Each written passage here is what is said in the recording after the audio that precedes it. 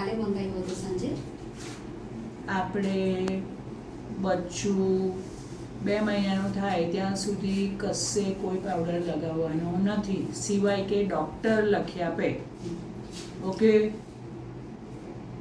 શરીર પર પણ નહીં. અને ડ્યુટીમાં બી જરાક ચીકણું આવ્યું કે આ થયું તો તમે પાવડર લગાવો. કે ડ્યુટીનો તે એન્ટીબાયોટિક પાવડર હોય, બિલકુલ જરૂરી નથી હોતું.